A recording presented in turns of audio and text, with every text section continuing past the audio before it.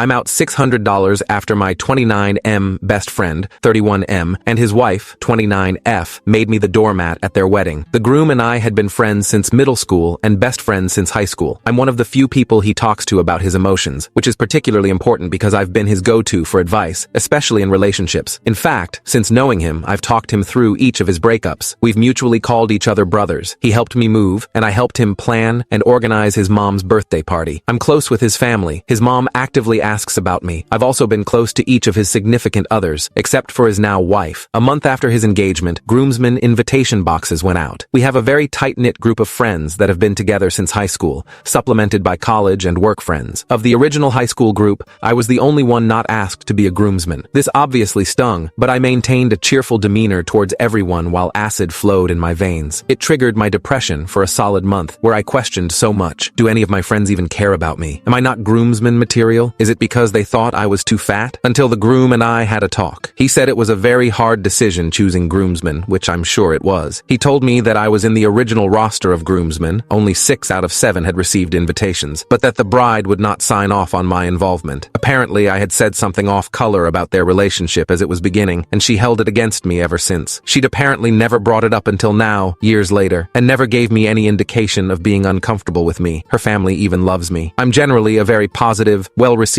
person, so this was news to me. He mentioned it was tearing him up inside, and I believed him then. He asked me to try to talk to her, to see if we could make amends. He said he'd let her know that I was aware of how she felt toward me, and that I'd be reaching out to discuss it. So, I messaged the bride through text and DM saying, paraphrased, "Hey, I'm so sorry if anything I've said has upset you. Can we meet sometime and talk? I'd love to clear it up, or hear your side at least." The bride leaves me on read, and a month later, the final groomsman invitation box goes out to another friend. Fast forward to a few weeks ago, the bride, groom, and I are hanging out. Groom and I are talking, and I've since been able to process not being involved in my best friend's wedding, so I ask how he's doing and how all the prep is going. The conversation leads us here. Groom: "Hey man, I wanted to know if you could help me out with something." Me: "Sure, what's up?" Groom: "I was wondering if you would want to usher for me. It's no big deal if you can't, but I want you to be there for me if you can, you know? Like, be a part of the wedding." Me: very touched. "Yeah, of course I can, dude. Anything for you two." Groom: "Thank you so much. You know, we also have the rehearsal dinner next week. I know it's late notice, but if you can make it." Me: "I'll have to see if I can leave work early, but I'm already there, man. Thanks for thinking of me." A week goes by with no updates or details on ushering or the rehearsal dinner, so I send him a text saying, "Hey man, big days this weekend. Just wanted to reach out and see if you still needed help with ushering, or if you'd still like me at the dinner. I got the time off with my boss, so I can definitely make it. Just let me know." He returns my text a few hours later with a call saying, paraphrased, "Yeah man, we would still like you to usher. I'll text you details later today, but we actually don't need any help at the rehearsal dinner. We kinda want it to just be the bridal party and stuff, but yeah, thanks for helping us out." I'm a little put out, but I persevere. At least he asked me to be an usher. That's something, right? The morning of the wedding comes around and I'd still not received any details on what ushering is going to be like, or what time I should show up to the reception to start helping. Then bride messages me asking for a favor. These messages were juxtaposed perfectly against the unanswered messages I had previously sent the bride to mend our relationship. Bride says they forgot about the appetizers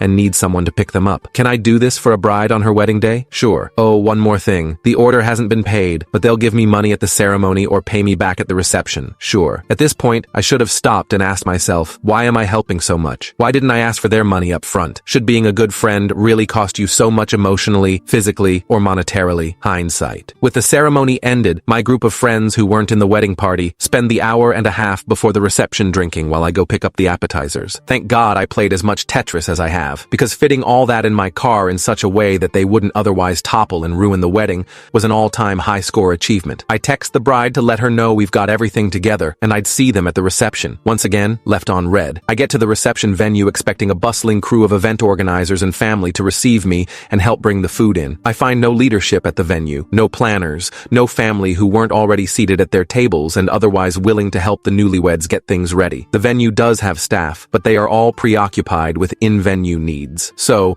I have to carry all the appetizers inside by myself. Since guests were already seating themselves, I immediately moved from placing the last appetizer box in the back to working usher duties at the front. It was a fucking mess. At one point, I was so down about the situation that I literally Googled, is it an insult if someone asks you to usher their wedding? To start, the place cards were in no discernible order. They were also written in intricate cursive that was sometimes unclear. I should mention, too, that because of the cultural heritages of our newlyweds, we had some very interesting, hard-to-spell spell, and sure as shit hard to read in cursive names. We weren't given a table map, a master list, or any direction at all. The best part is, I say we, because, at this point, I met my ushering peers. They were the groom's youngest adult cousins, aged 18 and 19. I'm 29, and they were really good at finding names and seating people. When I asked why they were so good, they said, "They always make us do this because no one else wants to. We did this at the wedding last year." After finding out that, to the groom, I was about as equal as the lowest rung of his family, my group of not-in-the-wedding-party friends shows up. They ask me to stay for a drink, but I can't because I'm still ushering. As I step back behind the name card table, I take a look out the door to my left and see the groomsman laughing and taking a selfie. To my right, I see all of my other friends at a table without me, taking a shot. I look down at the random, nonsensically ordered name cards and wonder, how did I get here? The wedding kicks off, and in the rare instance I can speak to the bride and groom, they don't say thank you or bring up the money. I also don't talk money because it's their fucking wedding reception. But what should I do? Pluck $500 from her wedding dress during the money dance? I'm sure it's true of other weddings, but it seems like the bride and groom don't really engage or reply when I walk up to them with my hugs and congratulations. I can understand this. Maybe they're drained. Maybe they're trying to hold back things from boiling to the surface. Now the last song is playing, the lights are on, everyone's getting ready to go home, and the groom approaches me. Groom: "Hey, thanks again for your help. I was wondering if I could borrow you again." Me: "What's up?" Groom: "Did you drive here? We have stuff we need to get back to the hotel. It could really help us out." Me: "How far is the hotel?" Groom: 10 minutes away. Me: "For a groom, my best friend, on his wedding day." Sure. Get to the hotel, unpack everything. It's 12:30 a.m. I'm hungry. Groom says to stick around, we'll hang out, drink more. He goes to get changed. I say, I'm gonna grab food and come back. Groom asks for food for him and bride. I say sure. Bride's cousin overhears and asks me to buy her food too. Sure. Then she asks the room at large who'd like food. Now I'm buying food for almost the whole after party. Cousin says she'll Venmo me when I get back, and she'll pay for everyone else's stuff. Sure. Come back. Cousin is passed out. Drunken guests grab whatever food they see. Groom walks up to me, burger in hand, and says he's actually really tired, so he's gonna go pass out, but thanks for the food and help, and then leaves. I grab my food, take the elevator to the first floor hotel cafeteria, and eat alone, upset, in silence. At this point, I'm out $500 for the appetizers, $80 for the late-night food run, and I'm pretty sure that I never really had a best friend to begin with. I feel used, humiliated, upset, and incredulous. I went from being a groomsman to being a guest to being an usher to being an unpaid wedding coordinator. This was the first wedding in my close-knit friends circle, and it turned out nothing like how I thought it would. I've never worked so hard for such little gratitude, and I'm left wondering how I could have been such a chump, and how many other times I'd been taken advantage of for being helpful. The advice I'm hoping for is, how can I go about expressing how terrible a time I had at his wedding without insulting him? If I should do that at all, how can I develop myself to avoid being put in situations like this? And when would it be appropriate to ask for the appetizer money back? Also, I feel like the missing puzzle piece is the bride's side of the story, but she still hasn't given me any indication of what I did to her. I know she read my texts about wanting to clear the air. She had to have when she asked me to get the appetizers. How can I start a dialogue with her and sort this out if she won't even acknowledge it? Should I just step away from this relationship altogether after getting back my money? Update. Wow. Thank you for your overwhelming response to this. I want to thank everyone who took the time to share with me, be it positive or negative. I really feel like I need to hear it all before I make my next move, and I'm especially grateful for those of you who have extended friendship to me and those who have been very critical of me. I'll take it all. I just want to become better than I am now. I'm genuinely reading through everything,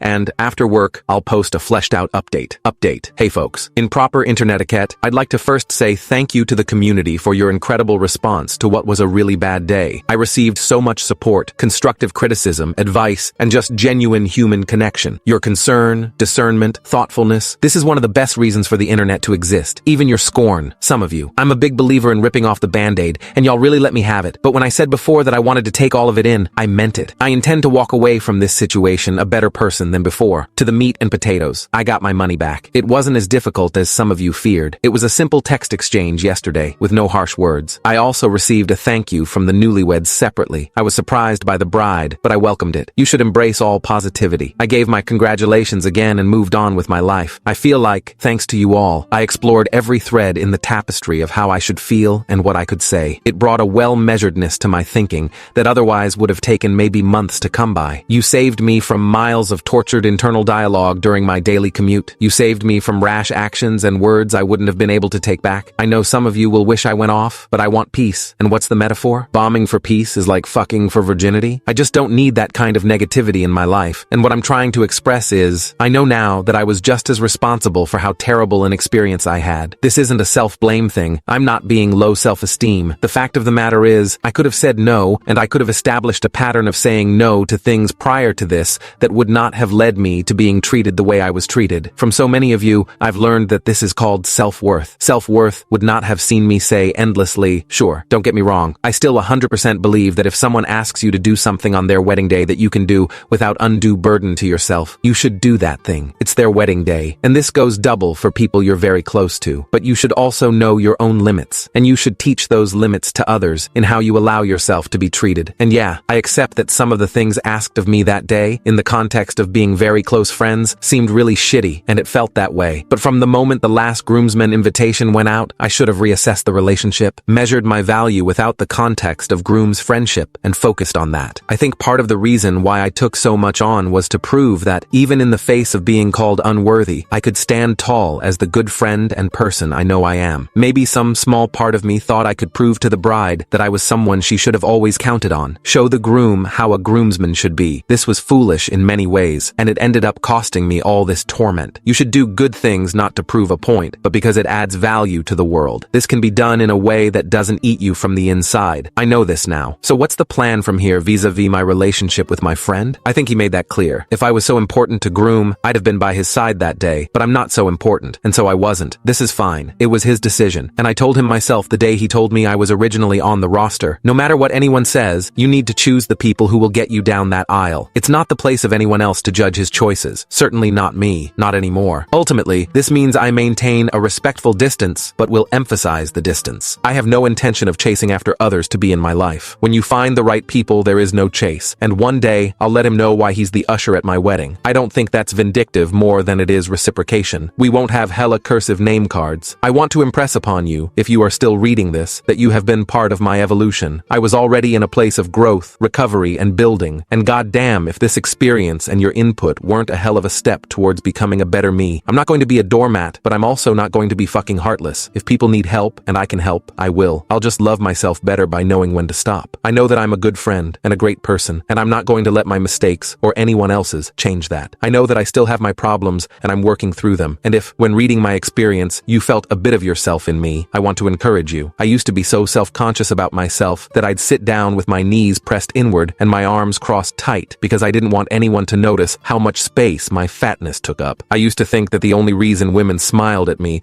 was because they were politely hoping I'd go away. I used to think that, to have friends and be accepted, you had to give them every bit of value you possess. I'm not that guy anymore, even if the wedding proved that I still have old tendencies. And if you're going through something like this, you can change too. I mentioned I was always an overweight person, but I should also say that I've lost 122 pounds to date, and I'm going to keep going. My goal is another 50 pounds. At my average weekly rate, I'll hit my goal in less than 6 months. If you're struggling similarly, I want you to know that you can do it. DM for emotional weight loss support. Please, no essential oil pitches. Also, this was supposed to be a thing where I counterpoint each of the previously stated insecurities in the above paragraph with some stark successes. But to be honest, women I'm into still don't seem romantically interested in me, or I can't tell if they are. DM your relationship tips on how to figure this mystery out, but I'm not so insecure about it anymore. I know that when women smile at me, it's because I made a really bad pun, and their better senses betrayed the smile. Finally, and this is key, I know who my friends are. I know that I never had to do anything but be my fucking self, and they'd gravitate towards me. You might be thinking of a fat joke here, don't. I know that my real friends asked why I was working the wedding. They asked not why, but how in the hell I wasn't the best man, let alone not in the wedding party. They tried to get me to stand up and dance when they noticed I was down. They invited me into pictures. They said they wished I'd had a better time. They commiserated with me the morning after the wedding. They told me, in no uncertain words, that they appreciated how I go above and beyond for people. They told me that, at some point, I have to ask myself if doing this was worth overspending myself. Focus on these kinds of people in your life. You'll have your lingering questions about this. I'm sorry that this post became more of an introspective reflection rather than going into more details about the wedding drama, of which naturally there was no shortage. If you have more questions, ask them, and I'll answer. If you have more advice, I'm all ears. I just want to close with this. So many of you offered to be my friend, and I want to live up to that. The heaviness I felt was lifted, message by message, in your every positive thought and shared painful experience. You helped me feel not alone. I want this to be the standard for everyone moving forward. Please, treat each other like good friends. If you are ever down, if you ever want advice, if you need to hear an embarrassing life story to bring levity to your situation, my life story is filled with movie-level embarrassment. Please DM this account. I'm here for you. Update 2.5 years later. This post was was stolen by another account, but it's about the wedding I attended 2 years ago. Didn't think I'd revisit this on the internet, but I have worked on myself, and am still doing so. Therapy has been crucial to building boundaries, and really self-respect, self-esteem. Wish I could say I'm 100% not this person anymore, but 85% is good progress, and I'm really happy I'm not depressed over this. Said this in a now deleted update, but I got the money back about 5 days later, so that's fine. I don't keep up with the guy anymore, though he's tried reaching out a few times. Lowell still can't believe I let myself be treated this way, but good lessons aren't free.